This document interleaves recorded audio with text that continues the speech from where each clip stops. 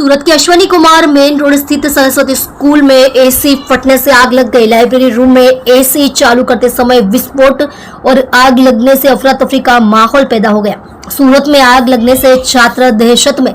जब आग लगी तब स्कूल में 800 छात्र पढ़ रहे थे। आग लगने के बाद स्कूल को तुरंत खाली करा दिया गया और छात्रों को छुट्टी देकर घर भेज दिया गया। आग लगने की सूचना मिलते ही दमकल विभाग की टीम मौके पर पहुंच गई। अग्निशमन दल ने आग बुझाने के लिए पानी के बौछारे का इस्तेमाल किया और कुछ ही मिनटों में आग पर काबू पा लिया। जब अभिभावकों को इसकी जानकारी मिली तो वे बच्चों को लेने स्कूल पहुंचे। आप देख रहे हो माया नगरी न्यूज चैनल, संपादक दीपक गुप्ता के साथ। जी सर। સુરત ફાયર કંટ્રોલ રૂમને 9:21 કોલ આપવામાં આવેલો સરસ્વતી વિદ્યાલયમાં કોઈ કારણોસર આગ લાગેલી છે અશ્વિની કુમાર રોડ ઉપર। કોલ મળતાની સાથે જ ફાયર વિભાગ દ્વારા 3 સ્ટેશનની ગાડી ઘટના સ્થળ પર મોકલવામાં આવેલી, કતારગામ, કાચીશેરી અને કાપોદ્રા ફાયર સ્ટેશન।